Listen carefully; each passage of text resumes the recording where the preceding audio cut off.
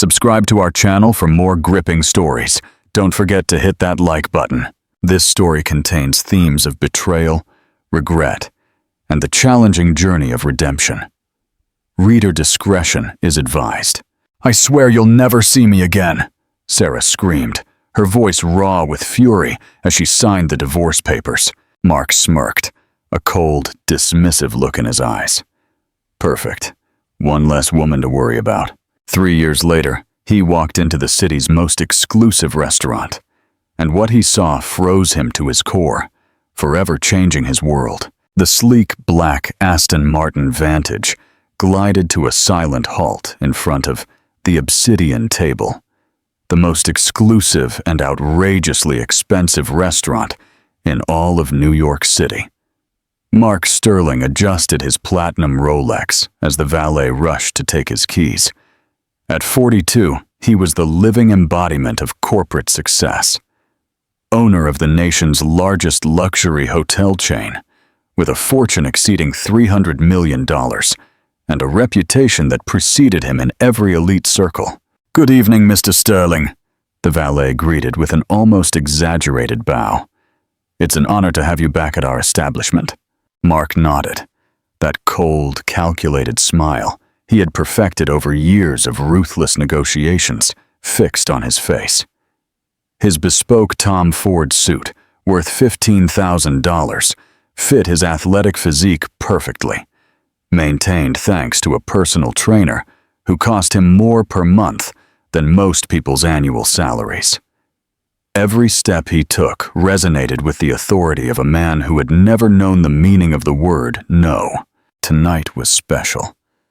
He had just closed the most significant deal of his career, the acquisition of a rival chain that would give him a complete monopoly on luxury tourism across 3 countries. It was time to celebrate, and he had invited Chloe Davies, the 28-year-old supermodel he had met at a charity gala the previous week. A beautiful, sophisticated woman, and above all, impressed by his wealth. The interior of the Obsidian Table was a spectacle of opulence. Custom-made crystal chandeliers hung from the ceiling, casting a warm glow on the polished marble floors. The walls were adorned with original art from European masters, and each table was dressed with fresh flowers flown in daily from Holland. The prices were so exclusive that a single dinner could cost more than the monthly salary of 3 average families. "Mr. Sterling," the maitre d' approached with a subservient smile. "Your usual table is ready. Are we expecting anyone else tonight?" "Yes, Ms. Davies will be arriving any moment. Make sure everything is perfect," Mark replied, his voice authoritative, honed by years of commanding hundreds of employees. As he was escorted to his table in the VIP area, Mark felt on top of the world. 3 years had passed since his divorce, 3 years during which he had multiplied his fortune. He had dated the most beautiful women on the continent and achieved everything he had set out to do. Sarah had been just a temporary obstacle on his path to greatness, a lesson learned about not mixing feelings with business. He settled into his Italian leather chair, gazing out the panoramic window at the city lights that practically belonged to him. His empire stretched across the entire coast, from 5-star hotels to private resorts, where the world's powerful came to relax and conduct business. He was respected, feared, and envied in equal measure. "Would you like me to bring the wine list, sir?" a discreet waiter asked.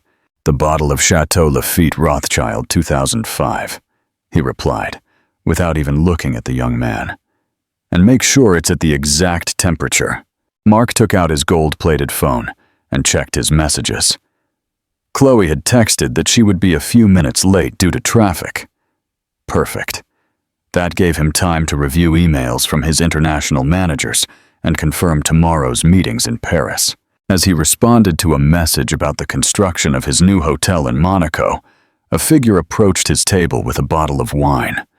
Reflexively, he looked up to confirm it was the correct label, and that's when his world came to a complete halt. His gold phone slipped from his hands, and fell to the floor with a metallic clatter that echoed like a gong in the sudden silence that had taken over his mind. Sarah Miller stood before him, holding the wine bottle with hands that trembled almost imperceptibly. She wore the restaurant uniform, an impeccable white blouse, a knee-length black skirt, and an apron that couldn't conceal what he immediately saw and what hit him like a direct punch to the heart. She was pregnant. Very pregnant. The rounded belly was unmistakable beneath the uniform, probably around 7 months. Her face had changed. She had lost that youthful softness he remembered, replaced by lines of fatigue and a pallor that spoke of sleepless nights and constant worries. Her hair, which she used to wear perfectly styled in expensive salons, was now pulled back in a simple, practical ponytail. But what struck him most were her eyes. Those green eyes that had once looked at him with unconditional love now observed him with a mixture of shock, humiliation, and something that seemed like pure panic. "Would you like me to open the bottle, sir?" Sarah asked, her voice attempting to sound professional, but cracking slightly at the edges. Mark remained paralyzed. His mind, which normally processed information at lightning speed to make multi-million-dollar business decisions, had simply disconnected. He couldn't process what he was seeing. Sarah, the woman he had cast out of his life like trash 3 years ago, stood before him, pregnant and serving tables. Memories flooded his mind like an unstoppable avalanche. Sarah at their wedding, radiant in a $50,000 dress, promising him eternal love.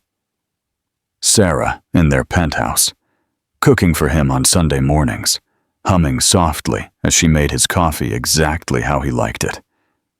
Sarah crying that last night, begging him to consider having children, to think about building a family together. "Business is my priority," he had told her coldly. "A child would be a costly and unnecessary distraction. If you can't understand that, perhaps you're not the right woman for me." And now she was there, obviously expecting the child he had refused to have with her, working in a place where a single tip was probably more money than she saw in weeks. "Sir," Sarah repeated, her voice now more strained, aware that other clients and employees were beginning to notice the strange tension at the table. "Would you like me to open the bottle?" Mark tried to speak, but the words caught in his throat. How had Sarah reached this point? After the divorce, he had made sure she received decent financial compensation. He hadn't been generous, but he hadn't left her on the street either. What had happened to that money? Who was the father of the baby she carried? Mark stammered, feeling like a nervous teenager for the first time in decades. Sarah took advantage of his confusion to tilt her head slightly in a gesture that might seem professional to any observer, but he recognized as a silent plea. "Please don't make a scene. Not here, not now." At that moment, Chloe's cheerful voice resonated from the restaurant entrance. "Mark, so sorry I'm late. Traffic was impossible." Chloe approached the table like an apparition from another dimension, in her designer dress that probably cost more than Sarah earned in 6 months, her jewels sparkling under the restaurant lights, and that confidence that only comes from a life free of real financial worries. Sarah saw Chloe approaching, and something changed in her expression. The momentary vulnerability was replaced by a mask of professional dignity that broke Mark's heart in a way he didn't understand. "Excuse me," Sarah said with a firm voice. "I'll send another waiter to assist you tonight." She turned to leave, but Mark, acting on an impulse he couldn't control, reached out and took her arm. "Sarah, wait." She turned back to him, and for a second, just 1 second, he saw in her eyes the raw pain and betrayal she had been carrying for 3 years. But then Chloe arrived at the table. "Is everything all right, darling?" Chloe asked, looking curiously at the scene. Mark, holding the arm of a pregnant waitress who seemed about to flee. Sarah gently freed herself from Mark's grasp and addressed Chloe with perfect professional courtesy. "Everything is perfect, miss. Enjoy your dinner." And without giving Mark another chance to speak, she walked away toward the kitchen, taking with her the emotional balance he had carefully built for 3 years. Chloe sat down, completely oblivious to the personal earthquake that had just shaken her companion. "Do you know that waitress? It looked like you knew each other," she commented casually as she reviewed the menu. Mark looked at her as if she were speaking a foreign language. His mind was still processing the image of Sarah, pregnant, tired, working in a place where he spent in one night what she probably earned in months. "No," he lied automatically. "I don't know her." But while Chloe chatted happily about her shopping day and her plans for the weekend on her yacht, Mark couldn't stop looking toward the kitchen, hoping to see that figure that had disappeared, but had left his world completely shattered. For the first time in 3 years, Mark Sterling, the man who controlled empires and moved millions with a single call, felt completely lost. And worst of all, he didn't understand why it mattered so much. The dinner became an exquisite torture.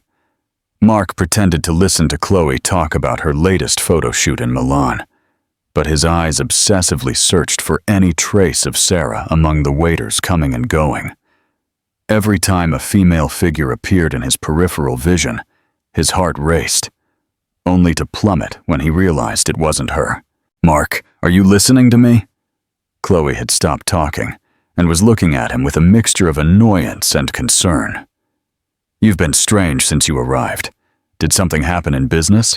"Sorry, darling." Mark forced his most charming smile, the one he had used to close multi-million-dollar contracts. "I'm just processing the details of the contract I closed today. It's a big step for the company." Chloe smiled, apparently satisfied with the explanation. After all, she was used to the powerful men she dated constantly thinking about money and business. It was part of the appeal. But Mark wasn't thinking about contracts. He was reliving every second of those few minutes with Sarah, analyzing every detail as if it were evidence in a criminal case. The way her hands trembled, the pallor of her face, the dark circles that makeup couldn't completely hide, and above all, that round belly that screamed a truth he didn't want to face. Sarah had moved on. She had found someone else. She had made the family dream he had destroyed a reality. "You know what?" Chloe leaned toward him with a flirtatious smile. "After dinner, we could go to your penthouse. I have a surprise for you." Under normal circumstances, Mark would have been delighted. Chloe was exactly the type of woman he was attracted to. Beautiful, sophisticated, without emotional complications. But tonight, the idea of intimacy with someone else seemed impossible. His mind was completely occupied by the image of Sarah disappearing into the kitchen. "Of course," he lied, raising his wine glass. "Let's toast to surprises." But as Chloe smiled and clinked her glass against his, Mark made a decision that would change the course of the night forever. "Excuse me for a moment." He stood up. "I need to make an important call. I'll be right back." Before Chloe could protest, Mark headed toward the back of the restaurant. His heart pounded as if he were running a marathon. He hadn't planned this. He hadn't thought about what he was going to say. But his body moved on its own impulse toward the kitchen. He stopped in front of the swinging doors that separated the elegant world of the dining room from the raw reality of the kitchen. Through the circular glass of one of the doors, he could see inside. Chefs rushing back and forth, waiters collecting plates, the organized chaos of a high-end restaurant in full operation. And then he saw her. Sarah was sitting on a small chair in a corner, one hand resting on her lower back, the other holding a glass of water. Her face showed clear signs of exhaustion, and for a moment she closed her eyes, as if gathering strength to continue. Mark felt as if someone had stabbed him in the chest. The woman who had once lived in a luxury penthouse, who had had access to the best spas and private doctors, who had never had to worry about anything more than choosing which designer dress to wear, was now clearly struggling to stay on her feet during a work shift. Without thinking further, he pushed open the doors and entered the kitchen. The noise and chaos hit him immediately. The heat of the stoves, the sound of knives chopping, the shouted orders of the chefs. Several employees looked at him with surprise and alarm. Customers definitely shouldn't be in the kitchen. "Sir, you can't be here." One of the sous chefs quickly approached, wiping his hands on his apron. But Mark paid him no attention. His eyes were fixed on Sarah, who had looked up at the commotion and now stared at him with an expression of absolute horror. "Sarah," he said, and his voice sounded strange even to him, laden with an emotion he didn't know how to handle. She immediately stood up, with an effort that was painful to watch, and approached him with a face red with embarrassment. "Mark, you can't be here," she whispered urgently, aware that all the employees were watching them. "Please, leave. I need to talk to you," he replied, completely ignoring the curious glances and protesting voices of the kitchen staff. "Not here, not now." Sarah took his arm with more force than he expected and guided him toward a back door that led to the alley. "You're going to get me in trouble. I need this job." They stepped out into the fresh night air, and for the first time in 3 years, they were completely alone. The contrast was brutal. The dirty, dimly lit alley versus the luxury of the restaurant they had left behind. Sarah leaned against the brick wall, breathing heavily, one hand instinctively protecting her belly. "What do you want, Mark?" she asked, and there was a hardness in her voice he had never heard before. "Did you come to laugh?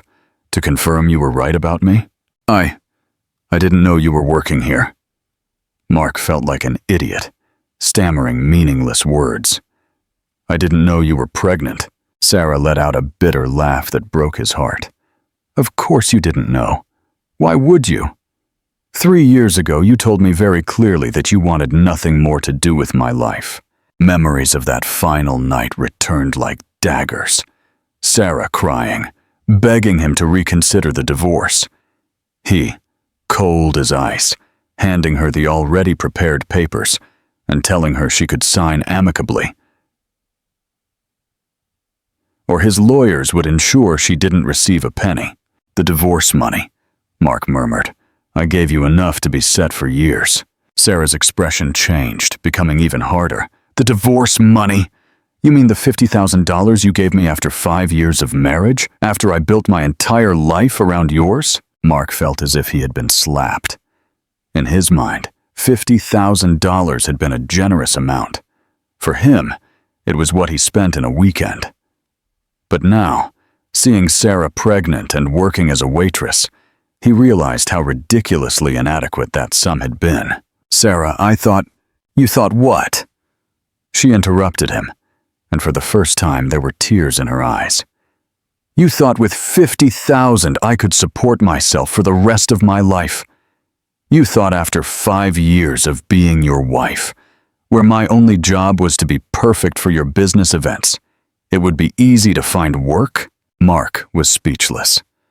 During their marriage, Sarah had left her job as an art teacher to dedicate herself completely to being the perfect wife. She had organized his events, decorated his homes, been his companion at every important social function. He had never stopped to think about how difficult it would be for her to rebuild a career after the divorce. "How many months are you?" he asked, changing the subject because he couldn't bear to face his own guilt. Sarah unconsciously touched her belly. 7.5 months. Mark quickly did the math in his head. That meant she had gotten pregnant less than 6 months after the divorce. The idea of Sarah with another man so soon after their separation hurt him in a way he didn't understand. "Who's the father?" he asked before he could stop himself. Sarah looked at him as if he had hit her. "That's none of your business. I just want to know if he's taking good care of you," Mark insisted, even though he knew he had no right to ask. "If you need help—" "Help?" Sarah let out another bitter laugh. "Now you want to help? Where was that concern when you left me with $50,000 and told me you never wanted to see me again?" Mark ran his hands through his hair, frustrated. Sarah, I didn't know. If you had known things were so bad for me, what would you have done? She challenged him. Would you have sent more money to soothe your conscience? Would you have hired someone to take care of the problem for you? I don't know, he admitted, and the honesty of his answer surprised them both. Sarah studied him in silence for a moment. In the dim alley light, Mark could see the lines of exhaustion around her eyes, the way she held her back, the swelling in her feet that protruded from her cheap uniform shoes. Do you know what the saddest thing about all this is? Sarah asked softly. It's not that I'm working as a pregnant waitress. It's not that I live in a one-bedroom apartment that costs half of what you spent on wine every month. The saddest thing is that for 5 years, I truly believed you loved me. Those words hit Mark like a hammer to the chest. Sarah, I did love you. No. She shook her head. You loved the idea of me. You loved having a beautiful wife who looked good on your arm at galas. You loved that I was smart enough to hold interesting conversations with your partners, but not ambitious enough to compete with you. But you never loved me. At that moment, the back door of the restaurant opened, and an older man in a manager's suit appeared. Sarah, you're needed in the dining room. Yes, sir. She looked at Mark with disapproval. You need to return to your companion. Customers are not allowed in employee areas. Mark wanted to protest. He wanted to demand more time, more answers.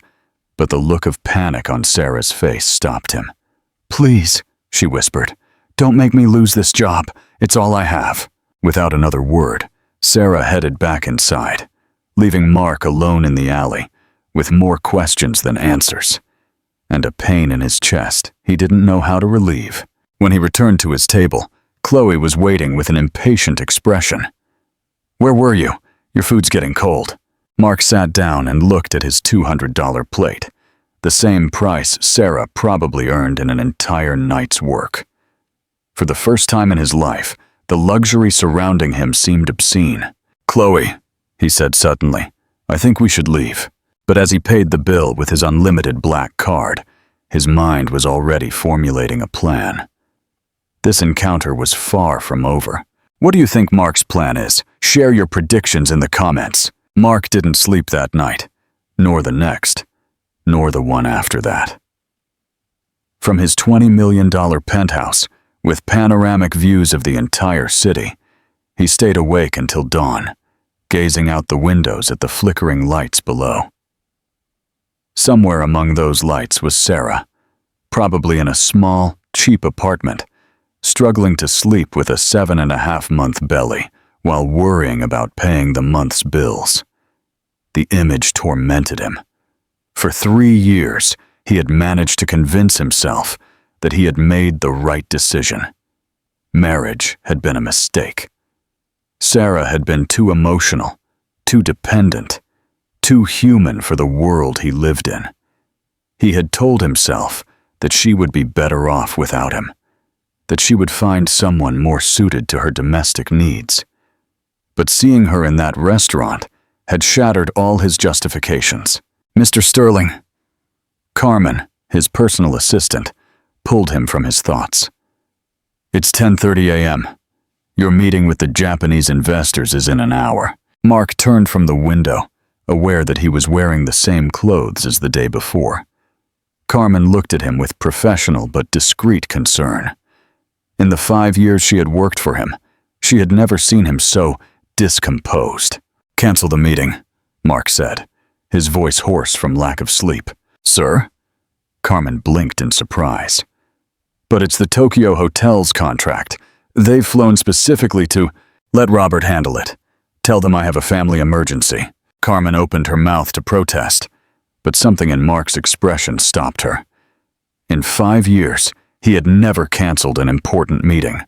He had never put anything above business, and he had definitely never mentioned having family. Is there anything else I can do for you, sir? She asked carefully. Mark looked at her for a long moment. Carmen was efficient, discreet, and had shown absolute loyalty for years. If anyone could help him, it was her. I need you to investigate someone, he finally said. But this is completely confidential. Not a word to anyone, not even Robert. Carmen nodded, pulling out her tablet. Of course, sir. What do you need to know? Sarah Miller. She was Sarah Sterling until 3 years ago. I need to know where she lives. What's her exact financial situation? Where has she worked since the divorce? And he paused. Above all, I need to know everything about the man who got her pregnant. Carmen typed quickly, asking no questions. She was too professional for that. But Mark could see the curiosity in her eyes. How quickly do you need this information? By this afternoon. Carmen nodded and headed for the door. But Mark stopped her. Carmen, one more thing. I want medical information too. I need to know if she and the baby are all right. This time, Carmen couldn't completely hide her surprise, but she merely nodded before leaving the office. Mark spent the rest of the morning pacing his penthouse like a caged animal. He tried to work, but couldn't concentrate. He tried to call Chloe, but the idea of feigning interest in her superficial conversation nauseated him. He tried to go to the gym, but every repetition on the weight bench brought him back to the image of Sarah holding her aching back. At 3 p.m., Carmen returned with a thick folder and an expression Mark couldn't interpret. It wasn't exactly compassion, but it wasn't professional indifference either. What did you find? Mark asked immediately. Carmen sat across from his desk, clearly uncomfortable with what she had to report. Mr. Sterling, this is complicated. Mark braced himself for the worst. Tell me everything. Sarah Miller lives in a 1-bedroom apartment in the San Miguel sector. Rent is $800 a month, utilities included. She works at the Obsidian table 5 nights a week, earning $12 an hour plus tips. She also works weekends cleaning houses in the Lomas neighborhood. Every word was like a slap. Mark quickly calculated. Sarah earned less in a month than he spent on a single business dinner. And the baby's father? He asked, though he wasn't sure he wanted to know. Carmen opened the folder and pulled out several documents. This is where it gets painful. What do you mean? The baby's father is David Hayes, a 35-year-old architect. Sarah began a relationship with him approximately 8 months after your divorce. According to my sources, it was a serious relationship. He proposed marriage when they found out about the pregnancy. Mark felt as if someone had stabbed him in the chest and was slowly twisting the knife. Sarah had moved on. She had found love again. She had been about to get married. What happened? He asked. His voice tense. Carmen looked at him with something akin to compassion. David Hayes had another secret. He was married.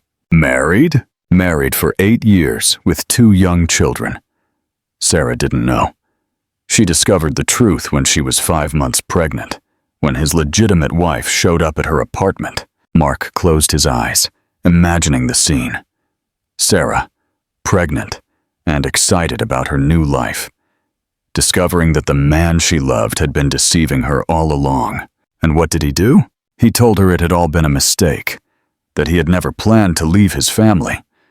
He offered her money to resolve the situation, and when Sarah refused, he told her he wanted nothing more to do with the baby.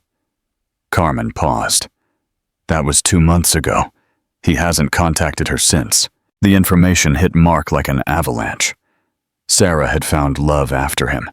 She had built hopes for a new family, only to discover she had been deceived again. And now she was alone, pregnant, working herself to exhaustion to support herself. There's more, Carmen continued, consulting her notes. More? Sarah has been going into a public clinic for her prenatal care because she can't afford private health insurance. She's had some minor complications. High blood pressure, anemia. Probably related to stress and overwork. Complications? Mark was immediately alarmed. Is the baby all right? According to medical records, both she and the baby are fine for now, but doctors have recommended reducing her work hours and stress. Obviously, that hasn't been possible given her financial situation. Carmen pulled out more documents. I also discovered something else about her situation after the divorce. Sarah tried to go back to work as a teacher, but most private schools wouldn't hire her because she had been out of the field for 5 years. Public ones had huge waiting lists. She ended up working in customer service jobs, in stores, in coffee shops. When she started showing her pregnancy, many employers fired her with excuses. Mark stood up abruptly, walking to the window. Why didn't she contact me? Why didn't she ask for help when David abandoned her? Carmen looked at him with a strange expression. Sir, do you remember what your last words to her were? Mark vividly remembered that final night. If you ever have problems in life, they're not mine. You chose to leave. Now, live with the consequences. He had been so cruel, so definitive. How could Sarah have come to him for help after that? There's one more thing, Carmen said softly. Something I found in the hospital records. What? In the medical documentation, Sarah put your name as her emergency contact. Mark turned quickly. What? She has no family here, sir. Her parents died years ago. She has no siblings. When they asked her who to call in case of emergency during childbirth, she put your name and your office number. The silence that followed was deafening. Mark felt as if all the air had been sucked out of the room. Why would she do that? He murmured more to himself than to Carmen. Perhaps, Carmen suggested carefully. Because despite everything that happened, you are still the most important person in her life. Mark sank into his chair, overwhelmed by emotions he didn't know how to handle. Sarah had been betrayed by 2 men. First by him, who had cruelly abandoned her, and then by David, who had deceived and abandoned her pregnant. And yet, when she needed to put the name of someone she trusted in case of a medical emergency, she had put his. What am I going to do, Carmen? He asked. And for the first time in years, his voice sounded vulnerable, human. That depends on you, sir. But if you'll allow me a personal observation, say it. In 5 years working for you, I've never seen you so affected by anything other than business.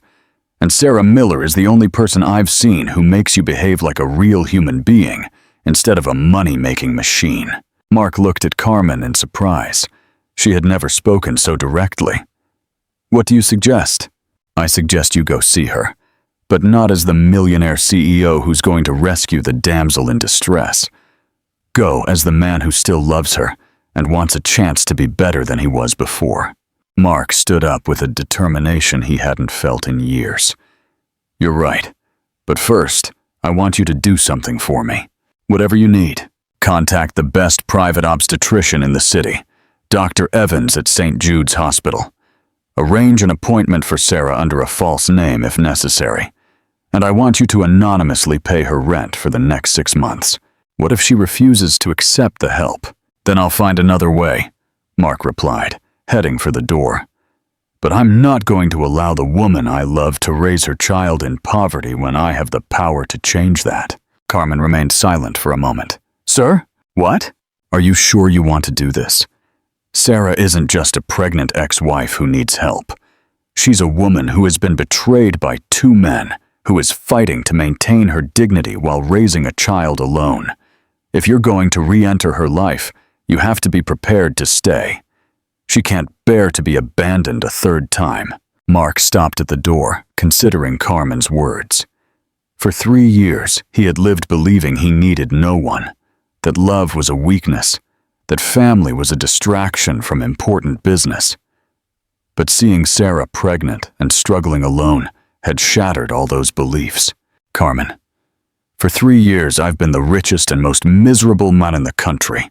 I've had everything money can buy, and I haven't been happy a single day. But in the 5 minutes I spent talking to Sarah in that alley, I felt more alive than I had in years. He opened the door and turned to Carmen one last time. I'm going to get my family back. Not the family I had, but the family I should have built, if I hadn't been such an idiot, and so proud. And the fact that the baby isn't biologically yours? Mark smiled for the first time in days, but it was a different smile.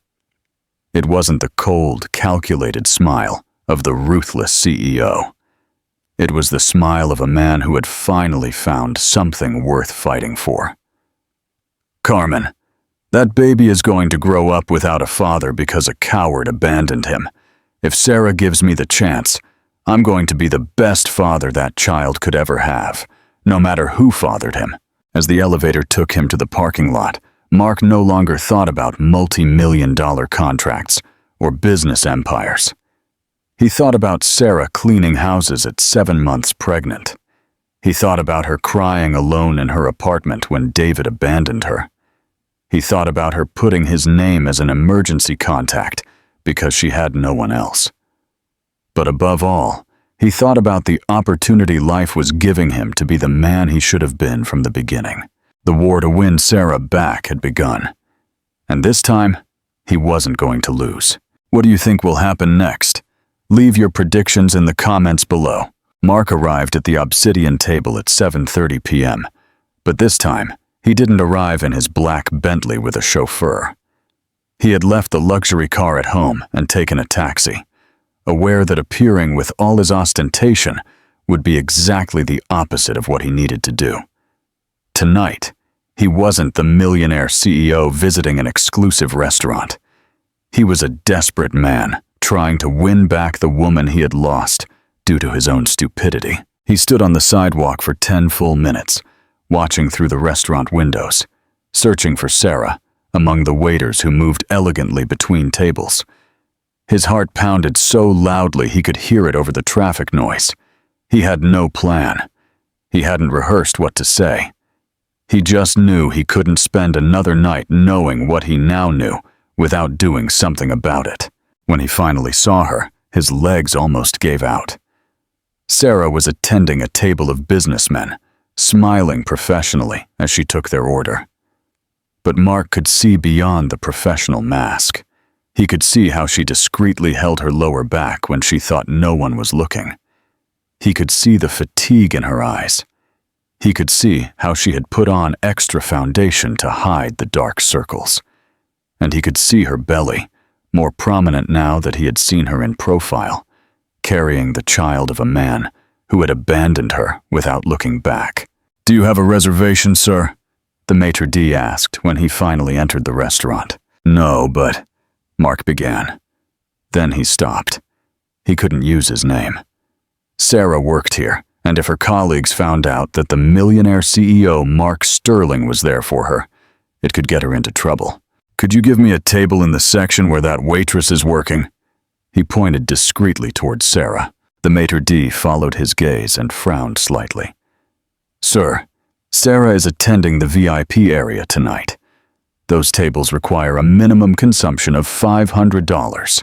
"Perfect," Mark replied immediately, pulling out his wallet. 10 minutes later, he was sitting at a table for two in Sarah's section, pretending to study the menu while actually studying her every move.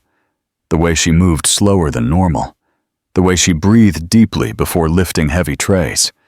The way she smiled at customers with perfect professional courtesy. But the smile disappeared immediately when she thought no one was looking. Sarah hadn't seen him yet. She was busy with a table of 6, who were clearly making her run back and forth with constant requests. Mark watched with growing indignation as one of the men yelled at her for bringing sparkling water instead of still, and how Sarah apologized repeatedly as she rushed to correct the error. When she finally finished with that table and headed toward his, Mark saw the exact moment she recognized him. Her steps slowed, her posture tensed, and an expression of pure panic crossed her face before she could control it.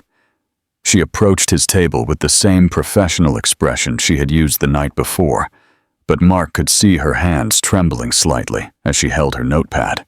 "Good evening," she said with a carefully controlled voice. "May I offer you something to drink, Sarah?" Mark said softly. "We need to talk." "I'm working," she replied quickly, her eyes nervously darting toward her co-workers. "If you'd like to place an order—" "I've been investigating," Mark interrupted, and saw her eyes widen in shock. "I know about David. I know what he did to you." Sarah's face went completely pale.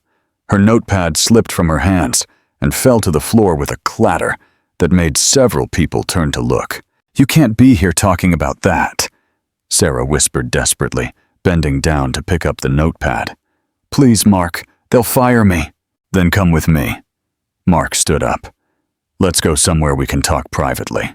"I can't leave my shift," Sarah protested. But her voice was breaking. "I need this job. I need every penny that—" "For what?" Mark asked directly. "To pay the rent on a horrible apartment? To buy cheap food that doesn't give you the nutrition you need? To go to a public clinic where they treat you like cattle?" Sarah looked at him as if he had slapped her. "How dare you? How dare you investigate my private life? Who gave you the right to—" "The right is given to me by the fact that I love you," Mark exploded, and his voice was loud enough that several tables turned to look. The silence that followed was deafening. Sarah stood paralyzed, looking at him with an expression of total shock. Mark realized he had said the words he had been denying even to himself for 3 years. "Ms. Miller!" The restaurant manager's voice cut the tension like a knife. "Is there a problem here?" Sarah turned to the manager, clearly panicking. "No, Mr. Thompson, everything is fine. The gentleman was leaving," Mark said firmly, taking out a $100 bill and placing it on the table. "But first, I'd like to speak with you about Sarah." "With me?" Mr. Thompson looked confused. "Yes. Do you know that Sarah is 7.5 months pregnant?" "Of course the manager replied defensively. "But as long as she can do her job? And do you know that doctors have recommended she reduce her work hours due to stress-related complications?" Mr. Thompson looked at Sarah in surprise. "Is that true?" Sarah opened her mouth to answer, but Mark continued. "And do you know that she's working 2 jobs because the salary you pay her here isn't even enough to cover her basic expenses?" "Sir," the manager now looked uncomfortable. "I don't know who you are, but our employees' labor matters are—" "I'm Mark Sterling," Mark said, and he saw the manager stiffen as he recognized the name. "And Sarah is my ex-wife." If there had been silence before, now there was a complete void. Mark could see other employees and customers trying to discreetly listen to the conversation. He could see the absolute mortification on Sarah's face. "Your ex-wife?" Mr. Thompson repeated, clearly trying to process this information. "My ex-wife, who is now pregnant and working herself to exhaustion because I was an idiot who left her with nothing when we divorced," Mark continued, no longer caring who was listening, "and who deserves much more respect and consideration than she's getting here." Sarah finally found her voice. "Mark, stop. Please, just stop." But there were tears running down her cheeks, and they weren't tears of shame. They were tears of something much more complex.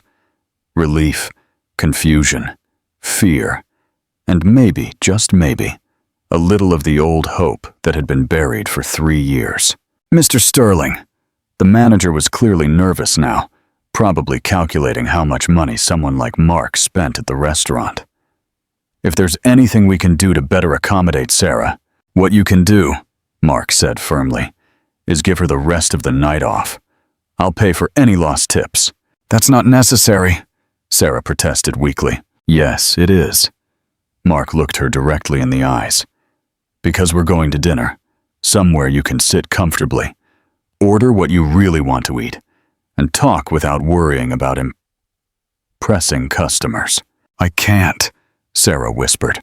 "I can't do this again, Mark." "Do what again?" "Trust you," she replied, and the words came out as a sob. "I can't trust that you won't disappear again when you get tired of playing savior." Mark felt as if each word was a direct stab to the heart, but he knew he deserved them all. "You're right," he admitted. "You have every right in the world not to trust me. I was a coward 3 years ago. I was cruel. I was everything I should never have been to you." He took another step closer, aware that everyone was watching them, but he no longer cared. "But Sarah, what I discovered about David, about how he abandoned you, about how you've been struggling alone, I can't live with that. I can't wake up every day knowing that the woman I love is carrying all that weight alone." "The woman you love?" Sarah repeated, and there was a mixture of disbelief and pain in her voice. Now you love me? After 3 years of knowing nothing about me? After seeing me at my worst? I've loved you all these years, Mark admitted, his voice breaking slightly. Every day I spent convincing myself I had done the right thing. A part of me knew I had made the worst mistake of my life. But I was too proud, too stubborn to admit it. Sarah wiped her tears with the back of her hand, smudging her makeup slightly. And what changed? She asked. What changed for you to be here now, making a scene at my workplace, saying things that— What changed, Mark interrupted, is that I realized I've spent 3 years being the richest and most miserable man in the country. What changed is that I saw you last night and remembered what it meant to feel alive.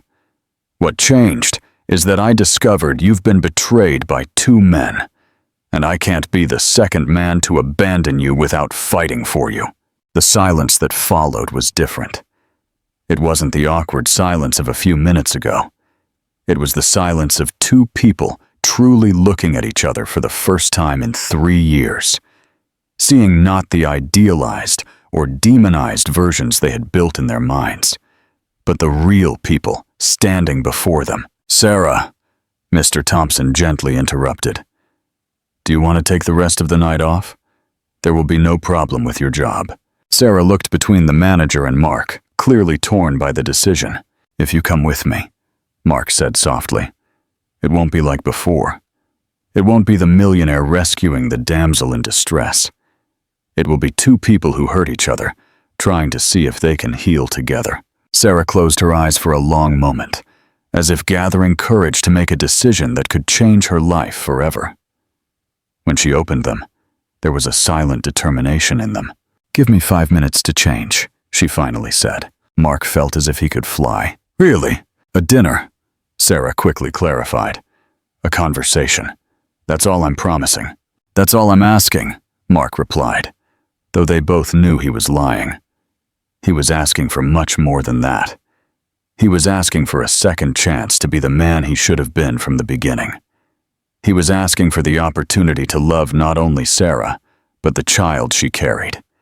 He was asking for the opportunity to build the family he had been too idiotic to value the first time. As Sarah disappeared toward the employee changing room, Mark stood in the restaurant, aware that the next few hours would determine the rest of his life. He would either win back the woman of his dreams or lose her forever. And for the first time in 3 years, something mattered more to him than making money. It mattered to win back Sarah's heart. Do you think Sarah will give Mark a real second chance? What would you do in her shoes? Let us know in the comments. Mark had carefully chosen the restaurant. Little Italy, a cozy, family-friendly place 10 minutes from the obsidian table. It wasn't exclusive or expensive. It didn't have linen tablecloths or crystal chandeliers. It was exactly the opposite of the places he used to take Sarah when they were married. It was real, authentic, the kind of place where a pregnant woman could sit comfortably without feeling judged by her appearance. Sarah had emerged from the changing room, wearing simple maternity jeans and a plain blue cotton blouse that made her green eyes sparkle in a way Mark had forgotten was possible. Without her work makeup and with her hair loose, falling over her shoulders, she looked younger, more vulnerable, more like the woman he had fallen in love with years ago. But she also looked exhausted. The dark circles were more evident without makeup, and Mark could see how every step cost her an effort she tried to hide. How did you get here? Mark asked her as they walked slowly down the sidewalk. By bus? Sarah simply replied. Mark felt a pang of guilt. How long does it take you to get from your apartment to the restaurant? An hour and a half, she admitted. I have to take 2 different buses. Mark quickly did the math in his head. Sarah traveled 3 hours daily just to commute to and from work, standing. 7.5 months pregnant, while he complained if his chauffeur was 5 minutes late. Sarah, No. She stopped him before he could finish. Let's not start with that. Let's not start with pity or how much my life is different from yours. If we're going to do this, if we're going to have this conversation, it has to be between equals." Mark nodded, though he didn't fully understand how they could be equals when the difference in their circumstances was so abysmal. When they arrived at the restaurant, Mark immediately noticed how Sarah relaxed slightly. The atmosphere was warm and inviting, with soft music in the background and the aroma of homemade Italian food filling the air. The hostess, an older woman with a genuine smile, led them to a table in a quiet corner. "Something to drink to start?" The waitress, a young woman who couldn't have been more than 20, asked. "Water with lemon, please," Sarah replied. "And for you, sir?" Mark was about to order his usual wine, a $200 bottle of Cabernet, when he stopped himself. "Water with lemon, too." Sarah looked at him in surprise, but said nothing. When they were alone again, they sat in silence for several minutes, both studying the menus as if they were complex legal documents. Finally, Sarah was the first to speak. "Why now, Mark?" she asked without looking up from the menu. "Why, after 3 years of absolute silence, do you appear in my life just when I'm at my most vulnerable?" Mark placed his menu on the table. "Because I'm a coward." Sarah looked up, surprised by the brutal honesty of his answer. "For 3 years," Mark continued, "I've had your phone number memorized. I've driven by your neighborhood hundreds of times without having the courage to stop. I've started writing emails to you that I never sent. I've been in self-imposed misery because I was too proud to admit I had made the worst mistake of my life." "And what changed?" Sarah asked softly. "Seeing you pregnant forced me to confront something I had been denying," Mark admitted. "It forced me to face the fact that while I was playing the successful bachelor, you had found someone else. You had moved on. You had built the family I had refused to have with you." Sarah looked down, her hands unconsciously moving to protect her belly. "But when I discovered the truth about David," Mark continued, "when I found out he had lied to you, that he had used you, that he had abandoned you exactly as I did, I couldn't live with myself knowing that you had been betrayed by 2 men, and that I was the first." "David wasn't like you," Sarah said softly. "What do you mean?" Sarah took a deep breath before answering. "When you divorced me, at least you were honest about what you wanted. You told me directly that you didn't want children, that you didn't want a wife who was an emotional burden, that you wanted to be free to focus on your business. It was cruel, but it was honest." Mark felt every word like a slap, but he let her continue. "David made me believe he loved me. He made me believe he wanted to build a family with me. He made me believe that this time I had found someone who truly saw me as a partner, not as an accessory." Tears began to form in her eyes. "Do you know what it's like to discover that everything you've hoped for, everything you've put your faith in, is a lie?" Sarah asked. "Do you know what it's like to be 5 months pregnant, excited to show your fiancé the baby's ultrasound, only for his wife to show up at your door?" Mark closed his eyes, imagining the scene. "Sarah, I'm so sorry." "I don't want your pity," she replied quickly. "That's not why I'm here." "Then why are you here?" Sarah looked him directly in the eyes for the first time that night. "Because when they asked me who to put as an emergency contact at the hospital, the only name I could think of was yours." The silence that followed was charged with meaning. Mark could feel his heart pounding so hard, he was sure Sarah could hear it. "Why?" he whispered. "Because despite everything that happened between us, despite how our marriage ended, I never doubted that if I really needed you, if I was truly in danger, you would come for me." Mark felt as if someone had wrapped his heart with a giant hand and squeezed it.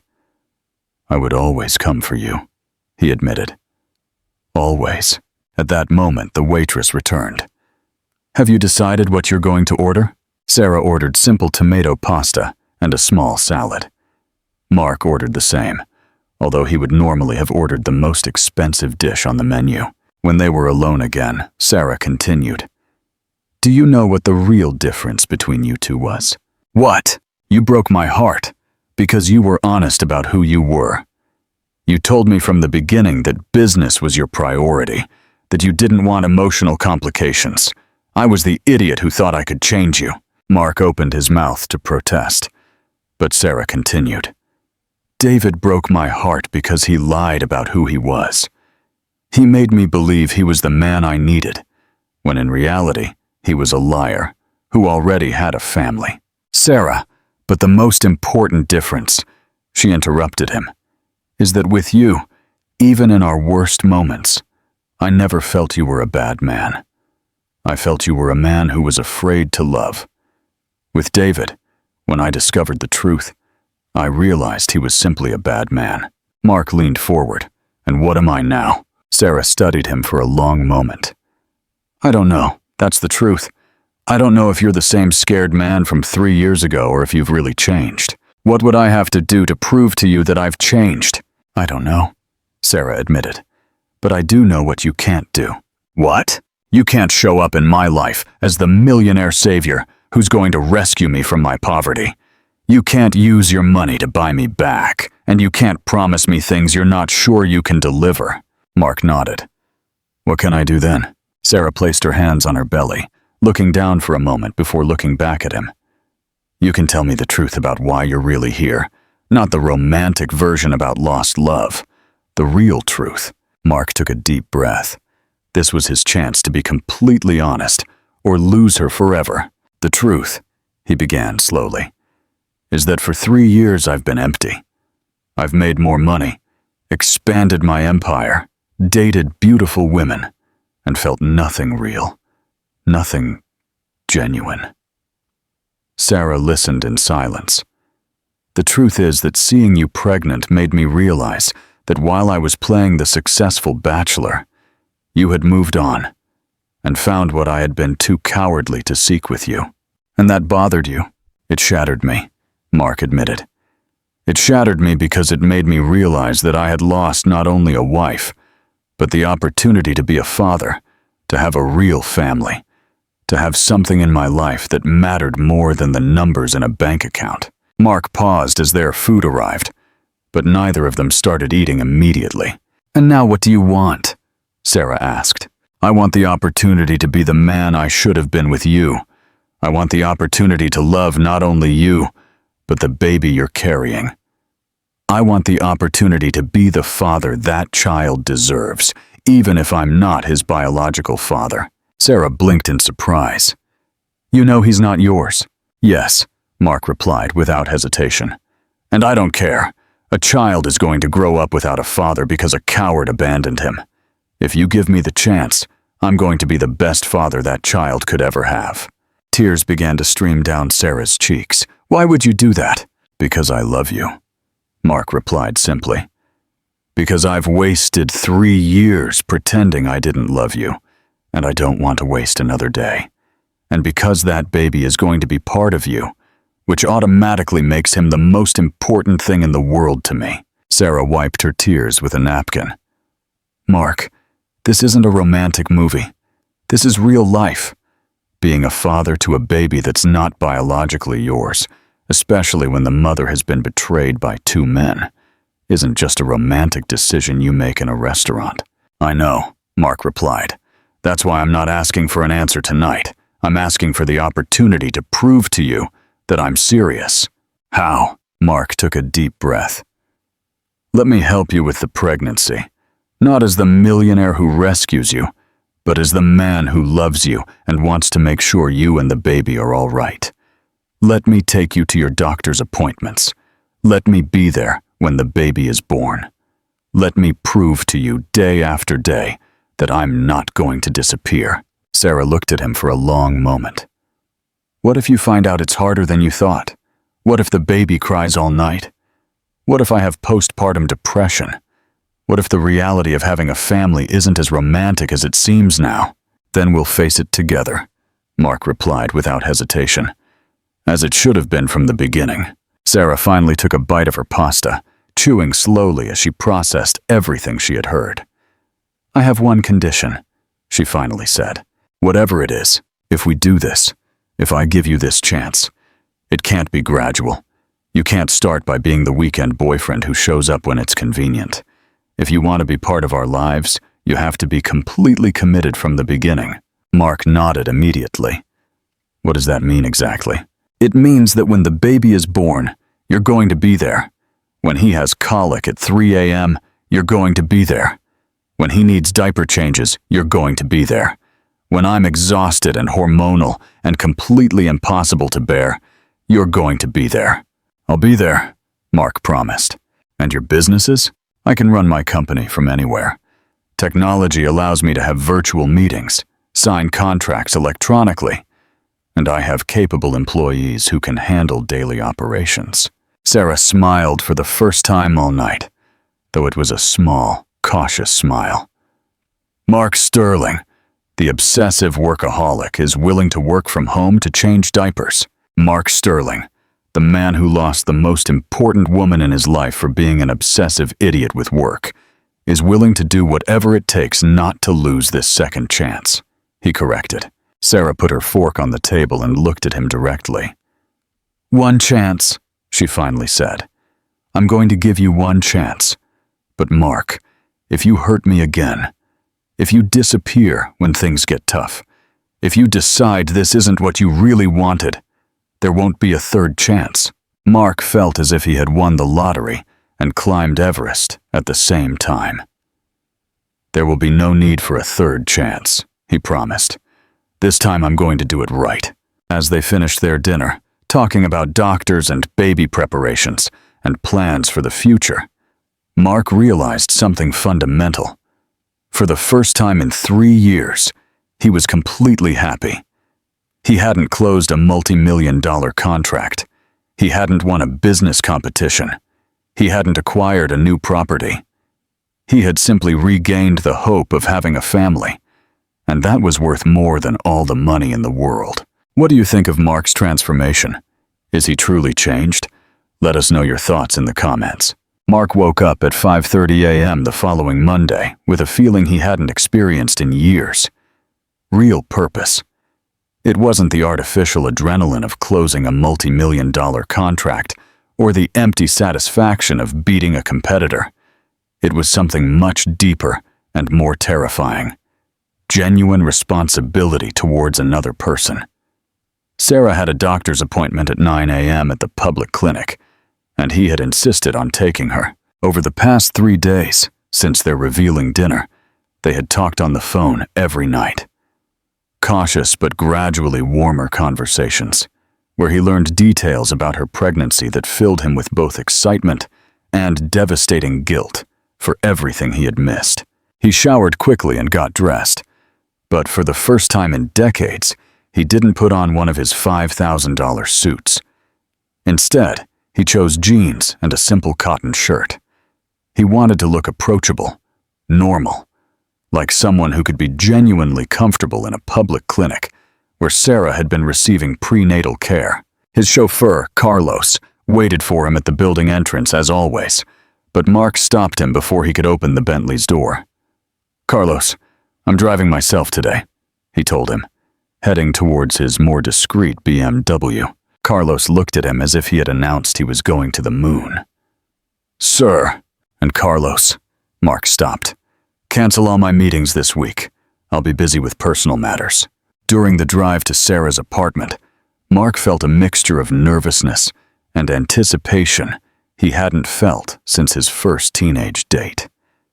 His hands sweated as he drove through streets that led him to a neighborhood he had never visited, to a life he had never imagined he would want to live. The San Miguel sector was exactly what he had expected, and worse. 4-story apartment buildings with peeling paint, small family businesses with handmade signs, children playing on the sidewalks because there were no nearby parks. It was the kind of place he had escaped in his youth and sworn never to return to. But now, as he parked in front of the building where Sarah lived, he felt no contempt or pity. He felt respect for a woman who had managed to maintain her dignity and build a life in circumstances that would have broken him. Apartment 3B was on the 3rd floor, and there was no elevator. Mark climbed the concrete stairs, noticing the cracks in the walls and the smell of dampness that permeated the building. When he knocked on the door, Sarah opened almost immediately, as if she had been waiting by the entrance. "You're early?" she said, but there was a small smile on her face that made Mark's heart race. "I wanted to make sure we got there on time," he replied, and then he caught his breath. Sarah wore a simple navy blue maternity dress that probably cost less than $30, but she looked more beautiful than he remembered ever seeing her. Her belly was more prominent than it had appeared under the restaurant uniform, and there was a glow to her skin that he had heard about the pregnancy glow, but had never actually seen. "Are you ready?" he asked her. "Almost." Sarah disappeared into the apartment for a moment, returning with a manila folder that clearly contained all her medical documents. "Are you sure you want to do this? The public clinic isn't exactly St. Jude's Hospital." "Sarah." Mark gently took her hand. "I want to be at every doctor's appointment, every ultrasound, every important moment of this pregnancy. I don't care if it's at the most basic clinic in the world." As they went down the stairs, Mark noticed how Sarah held onto the handrail and paused briefly at each landing. His immediate instinct was to offer help, but something in her expression told him she needed to maintain her independence.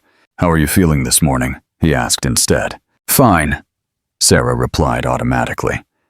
Then she corrected herself. "Well, not exactly fine. The baby's been very active at night. I think he's going to be a soccer player." Mark smiled. "Can I feel him move?" Sarah stopped on the second floor, looking at him in surprise. "You really want to? If you don't mind." Sarah took his hand and placed it on her belly. At first, Mark felt nothing but the warmth of her skin through the fabric of her dress. But then, as if the baby had been waiting for the introduction, he felt a definite movement against his palm. "Oh my God," he whispered, and there were tears in his eyes he hadn't expected. "It's real. It's really real." "Of course it's real." Sarah laughed softly. "What did you think?" I don't know," Mark admitted, keeping his hand on her belly as he felt another movement. "I guess part of me still couldn't believe you were going to be a mother." And now, Mark looked her directly in the eyes. "Now I know you're going to be the most incredible mother in the world, and that baby is going to be the luckiest child to have you." The moment was interrupted by a door opening on the second floor. An older woman poked her head out, saw Sarah with an unknown man, and smiled. "Good morning, mija," she said to Sarah in Spanish. "How's the baby today?" "Very active, Mrs. Garcia," Sarah replied warmly.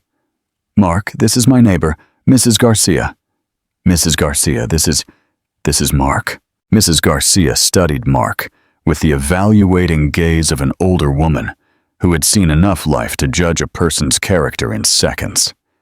"So, you're the famous Mark," she said in slow, deliberate Spanish. "Famous?" Mark looked at Sarah in confusion. Sarah blushed slightly. "I might have mentioned you once or twice.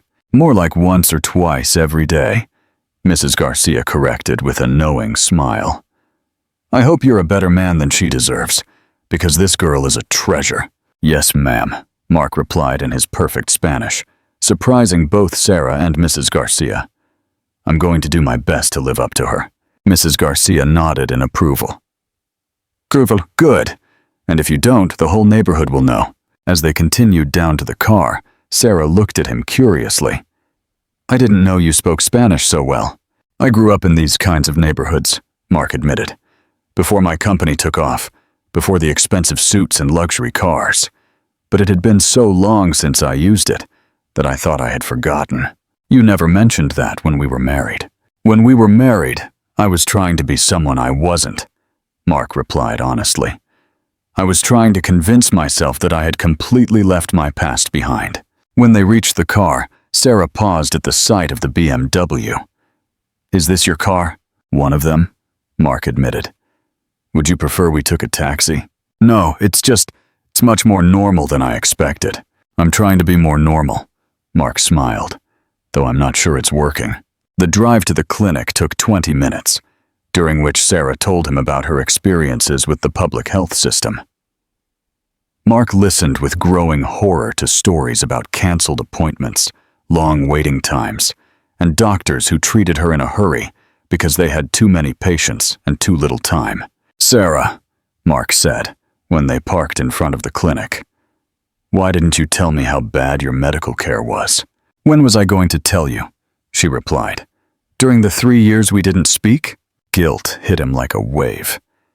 "You're right, but now that we know what we know, could we consider transferring you to a private doctor?" Sarah tensed immediately. "Mark, we talked about this. You can't just show up and start buying solutions to all my problems." "I'm not trying to buy solutions," Mark protested. "I'm trying to make sure you and the baby receive the best possible care." "And what if things don't work out between us?" Sarah asked directly. "What if in 2 months you decide this is harder than you thought? Am I going to be stuck with private medical bills I can't pay?" Mark was silent for a moment, processing the validity of her concerns. "You're right," he admitted finally. "I haven't thought about this from your perspective. What do you suggest?" "I suggest we start with the small things," Sarah replied. "Come with me to this appointment. Meet the doctor. See what my medical care is really like. And then, if after a few weeks you still want to help with the medical aspects, we can talk about options." Mark nodded. Fair enough. The clinic was exactly what he had expected. Crowded waiting rooms, uncomfortable plastic chairs, faded posters on the walls, and a smell of disinfectant that couldn't completely hide other, less pleasant odors. Sarah checked in at reception and was told the doctor was running 45 minutes late. "Is this normal?" Mark asked her as they sat on chairs that clearly hadn't been designed for pregnant women. "Completely normal," Sarah replied, making herself as comfortable as she could. "Sometimes I wait 2 hours." Mark looked around the waiting room. There were other pregnant women, some with small children running around. Others who were clearly dealing with high-risk pregnancies, all patiently waiting in conditions he wouldn't have tolerated for 5 minutes for a business appointment. "How do you do this?" he murmured. "Do what? Maintain your patience, your dignity, your hope in a place like this." Sarah looked at him with an expression he couldn't fully interpret. "Mark, most women in the world receive their prenatal care in places like this, or in much worse places. I'm not special for having to do it." "Tamae, you are special," he replied without thinking. Sarah was silent, but he could see a small smile playing at the corners of her mouth. When her name was finally called, Sarah stood up with the visible effort required at 7.5 months pregnant. "Can I come in with you?" Mark asked. "Are you sure? It can be intense." Tense, more sure than ever. Dr. Ramirez's office was small but clean, with an examination table that had seen better days and medical equipment that was functional, but clearly not state-of-the-art. The doctor himself was a man in his 50s, with a warm smile and hands that trembled slightly, probably from too much caffeine and too little sleep. "Sarah, how are you feeling?" the doctor asked as he reviewed her file. "And who is your companion?" "This is Mark," Sarah replied. "He's going to be involved in the pregnancy." Dr. Ramirez looked at Mark curiously. "The father?" Sarah and Mark exchanged a quick glance. "It's complicated," Sarah finally replied. "Modern families are often complicated." Dr. Ramirez smiled. "The important thing is that the baby has people who love him." For the next 30 minutes, Mark watched fascinated as the doctor examined Sarah, listened to the baby's heartbeat, and took measurements that he wrote down in a file that seemed too thin to contain all the important medical information of a pregnancy. But what impressed him most was how Dr. Ramirez treated Sarah. Despite the chaotic environment of the clinic, despite being obviously rushed, he gave her his full attention, answered all her questions patiently, and treated her with the same respect he would have shown a private patient. "Everything looks good," the doctor finally announced. "The baby is growing normally, Your blood pressure is better than last time and, according to my calculations, you have approximately 8 more weeks. 8 weeks? Mark repeated, and there was panic in his voice. First baby? Dr. Ramirez asked him with a knowing smile. In a sense, Mark admitted. Don't worry. 8 weeks is enough time to prepare, especially if Sarah has a good support system. As they left the clinic, Mark was unusually silent. Sarah noticed it as they headed for the car. Are you all right? She asked him. 8 weeks, Mark murmured. In 8 weeks, you're going to be a mother. Yes, Sarah replied simply. And if everything goes well between us, in 8 weeks, I'm going to be a father. Sarah stopped by the car, studying his expression. Are you panicking? Mark considered the question honestly. I should be panicking. A week ago, my biggest concern was whether I was going to close the Tokyo contract. Now I'm thinking about diapers and bottles, and how to properly hold a baby. And how do you feel about it? Mark looked her directly in the eyes. I feel more scared and more excited than I've ever felt in my entire life. Sarah smiled, the first completely genuine smile he had seen since they had reconnected. Good, she said, because being a parent shouldn't be easy. If it were easy, anyone could do it well. As they drove back to Sarah's apartment, Mark realized something fundamental.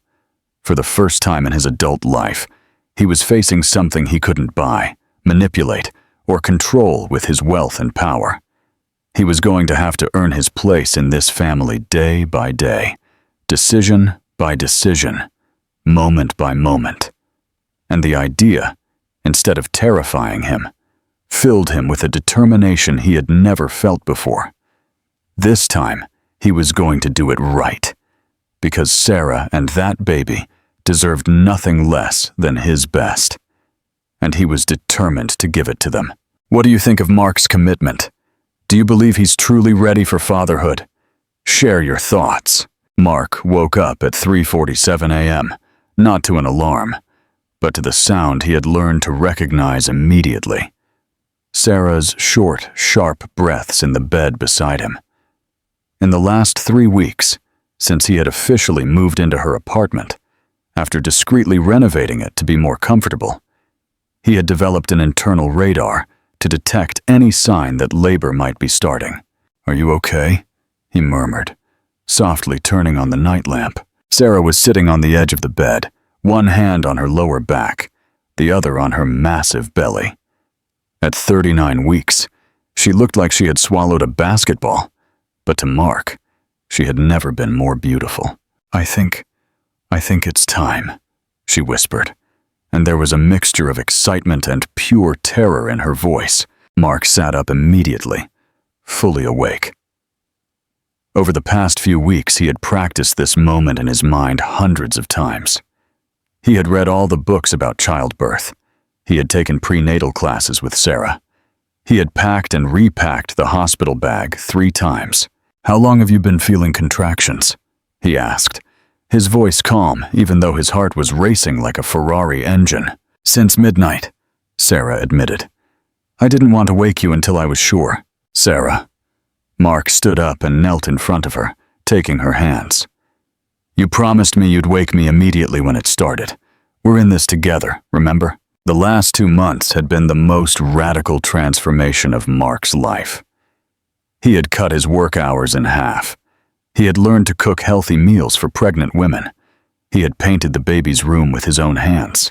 And he had read more books on parenting than on business strategies. But more importantly, he had learned to be present. Truly present. Another contraction. Sarah gasped, squeezing his hands with a surprising force. Mark looked at his watch, timing the duration as they had practiced. 45 seconds. How long between this one and the last? About 5 minutes. Sarah breathed deeply as the contraction passed. It's time to go to the hospital, Mark declared. But Sarah stopped him when he stood up to get the keys. Mark, there's something I need to tell you before the baby is born. What is it? He sat back down in front of her, worried by the seriousness in her voice. During these 2 months, you've been the man I always dreamed you could be. You've been patient when I was hormonal and impossible.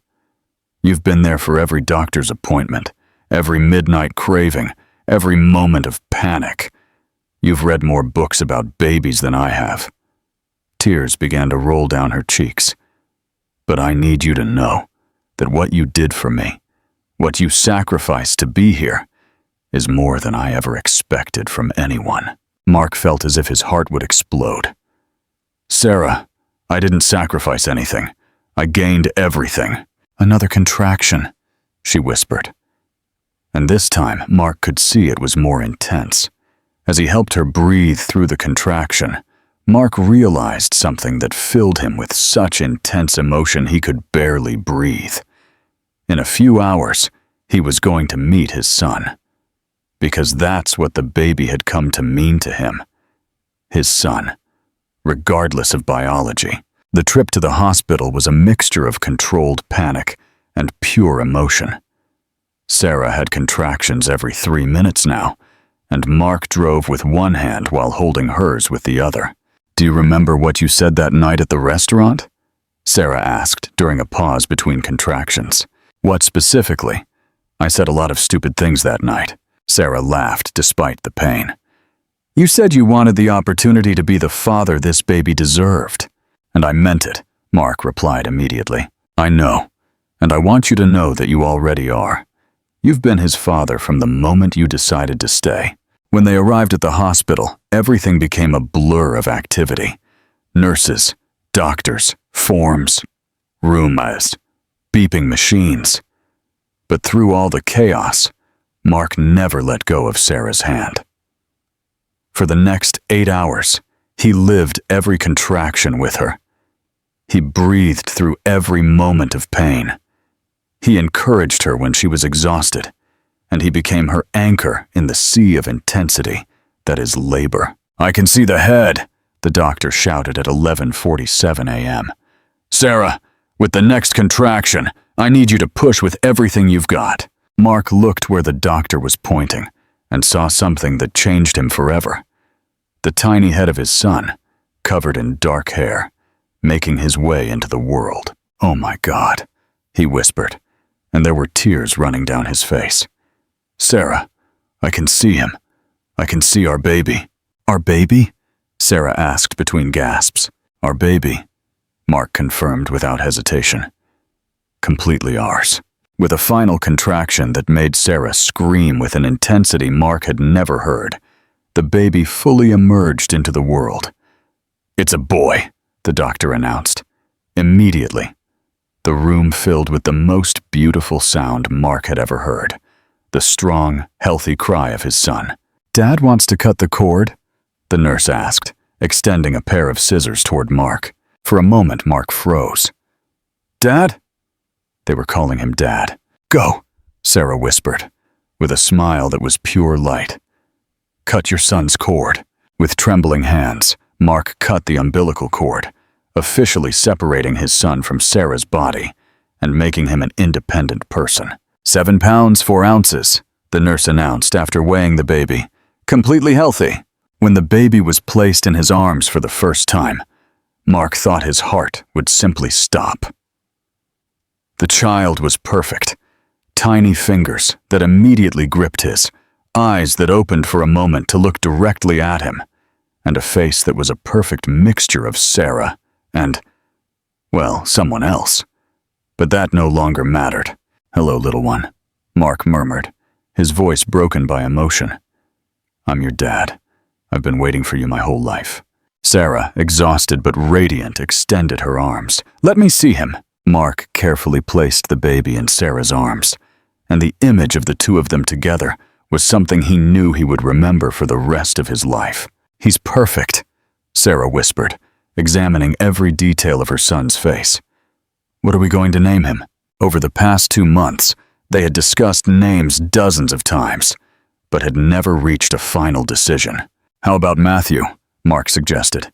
It means gift of God. Sarah looked at the baby, then at Mark.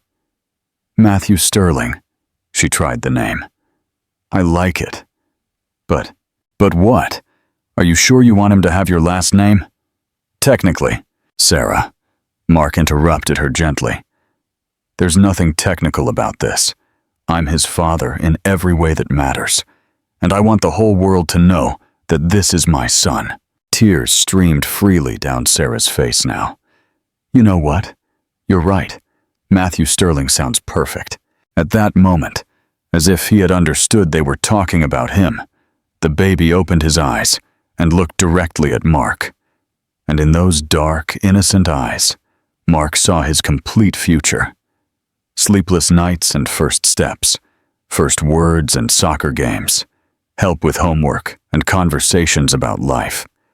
He saw unconditional love, real purpose, and the opportunity to be the kind of father he himself had needed as a child. I love you, he told Sarah, leaning in to kiss her softly.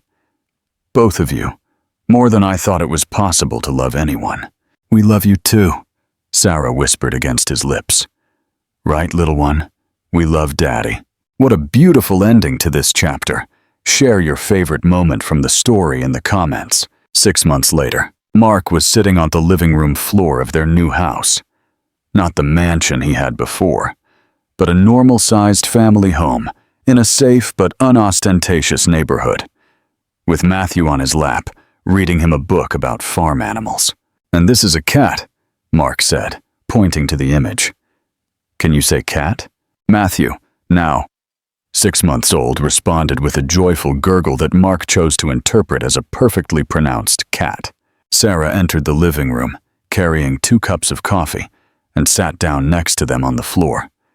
She had returned to work part-time as an art teacher at a private school, a job Mark had helped her get, but which she had earned entirely on her own merit. How was your day? Mark asked her, putting an arm around her while still holding Matthew.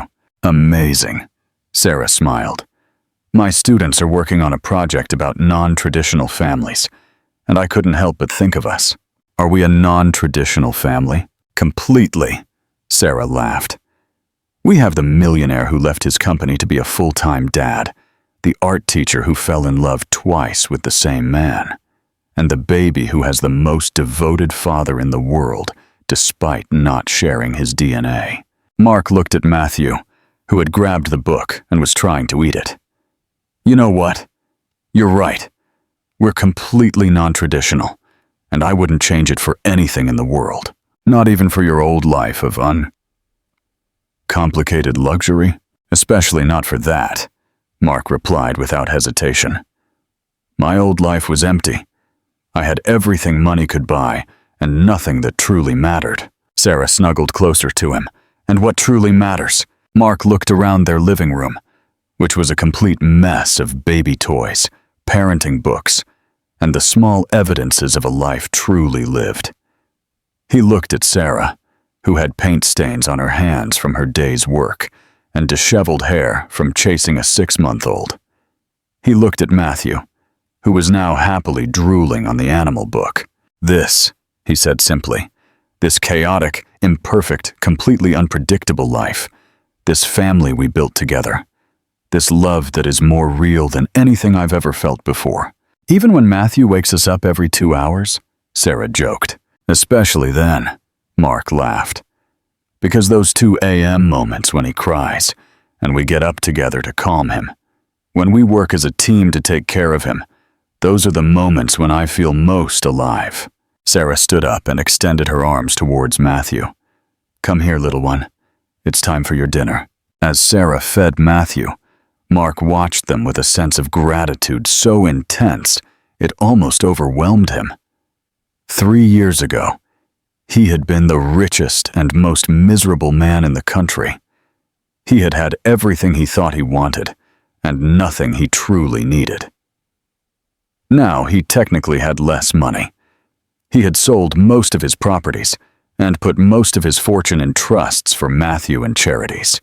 Less business power. He had delegated most of his company's daily operations, and definitely less free time. But he was infinitely richer in all the ways that mattered. What are you thinking about? Sarah asked, noticing his thoughtful expression. I'm thinking, Mark replied, about how close I came to losing all of this a second time. What do you mean? That night at the restaurant, When I saw you for the first time in 3 years, I had the option to just leave. I could have pretended I hadn't recognized you. I could have paid my bill and walked out of your life forever. Sarah froze. You considered doing that? For about 2 seconds, Mark admitted. My first instinct was to run, because seeing you immediately made me realize how empty my life had been without you. And what made you stay? Mark smiled, remembering that moment that had changed everything. I saw you holding your back because it hurt. And I realized that no matter how uncomfortable it made me feel to see you, I couldn't leave, knowing you were struggling alone. You didn't even know about David then. No, but I knew something was wrong. And more than that, I knew I still loved you. I had spent 3 years lying to myself about that. But the moment I saw you, I knew I had never stopped loving you. Sarah finished feeding Matthew and put him over her shoulder to burp him. You know what's the craziest thing about all this? What? That David abandoning me was the best thing that could have happened to me. Mark looked at her in surprise. How can you say that? Because if he hadn't abandoned me, I would never have been working in that restaurant that night. I would never have seen you again. We would never have had this second chance. Sarah walked toward Mark and sat on his lap, with Matthew asleep in her arms. And more importantly, she continued, if he hadn't abandoned me, I would never have learned that I can survive alone. When we first got married, I was dependent on you for everything. I needed you to be my salvation. And now? Now I know I can take care of myself and Matthew if necessary, which means I'm with you because I want to be with you, not because I need to be with you. And that makes our love much stronger. Mark kissed her softly, being careful not to wake Matthew. I love you, Sarah. You and this little miracle. More than words can express. We love you too, Sarah whispered against his lips. Forever. As the sun set through the windows of their living room, painting everything in golden tones, Mark realized he had found something he had been searching for his whole life without even knowing it. Real purpose, unconditional love, and the deep satisfaction that comes from knowing you are exactly where you are supposed to be. He had spent decades chasing business success, accumulating wealth, building an empire that would impress the world. But it turns out that true wealth was not measured in numbers in a bank account. It was measured in moments like this. A baby asleep in the arms of the woman he loved, in a house full of laughter and love, knowing that tomorrow he would wake up to do it all again. And for the first time in his life, Mark Sterling was truly rich. Thank you for reading. If this story touched your heart, please share it with your friends and family. Your support means the world to us.